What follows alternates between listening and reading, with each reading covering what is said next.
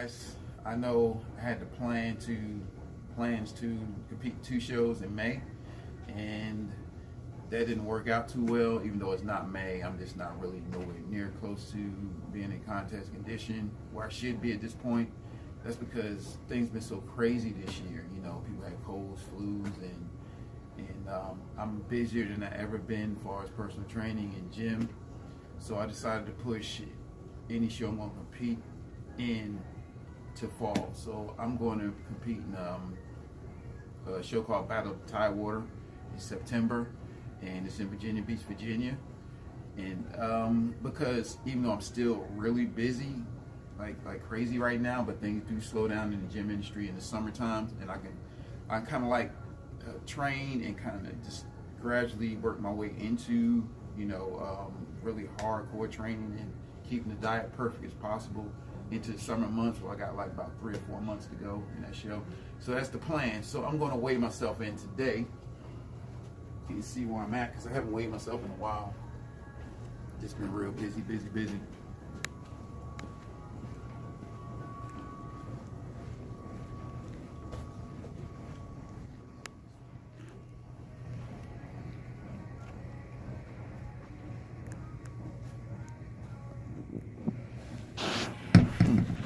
223. It's 223.2. And like I say, I'm starting to weigh myself every single Friday, see where I'm at, record it, let y'all guys know, let you know what I'm doing, what I'm eating. Of course, I'm eating the keto diet to train for the show because I recommend it for most of my clients. It just works so well. I probably will tweak it in one way, and that's I'm going to eat a ton more calories than I did last time. Last year, I was right around 1900, 1980. This year, I'm probably eating 2,500. You know, I just want to see. I want to see if you can eat more calories. You know, if you're not eating carbs and still lose weight. It's only one way to find out.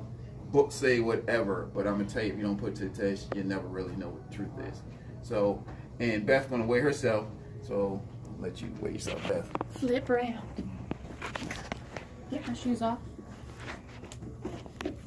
So I'm now 10 weeks post-baby. Yep. So we're going to see how thin and strong I can get.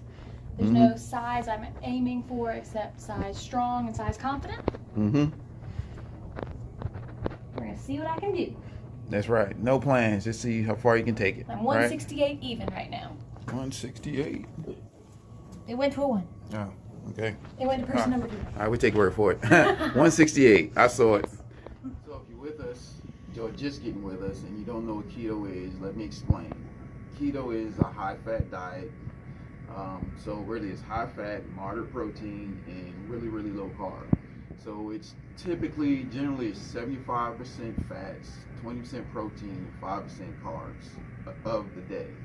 And that's pretty much a keto. And why keto works so well is because insulin is a storing hormone. And if you don't eat carbohydrates, let me back up. Carbohydrates is a primary fuel source for your skeletal muscles and your brain.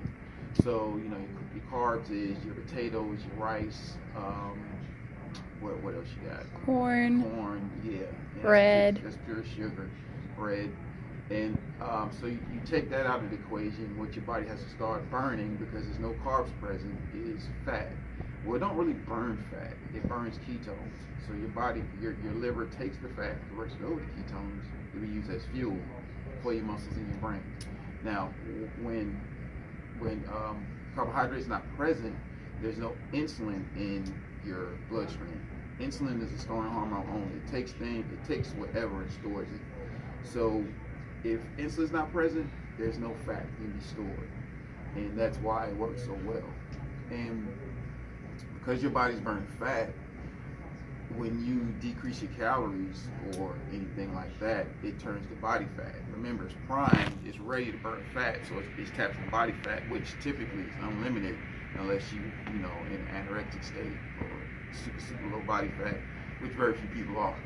So that's why it works so well, especially with diabetics and people like that. Matter of fact, it was created for kids with epilepsy in the 1920s. So that's how far back the keto diet go. I know it's kind of like big now, but it's a really, really old diet. So that's what I'm gonna do. But last year when I used it for the show, I was eating, I started out with 1900 calories and I went to like 1700.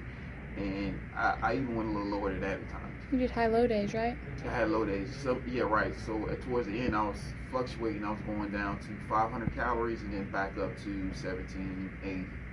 You know, just fluctuating like that, just keep my body guessing, which worked really well. I lost 41 pounds in 4 months, which I wasn't really worried about the weight per se. I was just trying to get lean as possible with retaining much muscle as possible, and that was the goal. And so I think I covered everything on the keto. So that's on the document. But and also this one, I'm not going to be boring like I was last year. Last year was like bacon and eggs, you know, really boring stuff. I'm really venture out and do different recipes like fathead pizza, things like that. Because I'm so far out from the show, 6 months, I can experiment with so many different foods that's pretty much high fat and still get the same results in theory. There's always theory until you prove it, true in my book. So that's what I'm gonna do, and I'm gonna take y'all guys on this venture. And Beth, we're gonna do this together. So Beth, what's your plan? Balanced diet with portion control, because I'm still nursing.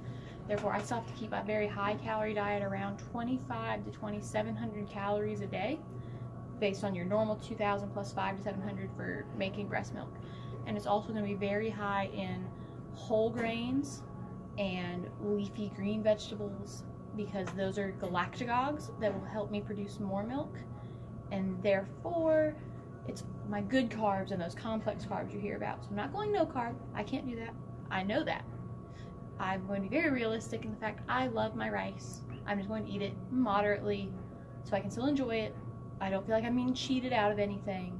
And it's going to help me keep making those goals, because I know I'm still going to get my little carbs there. I'm not going to have the sugary carbs. It's going to be the whole grain brown rice and rolled oats and my broccoli, stuff like that I enjoy. That's my point. All right. My diet plan.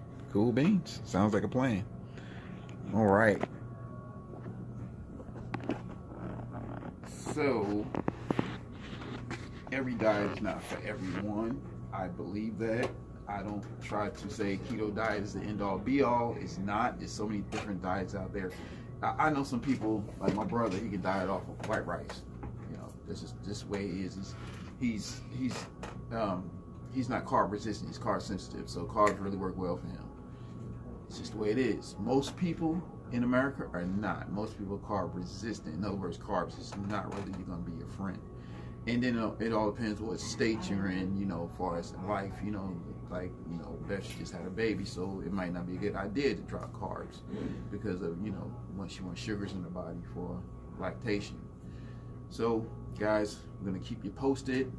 All right, so I'll see you next video.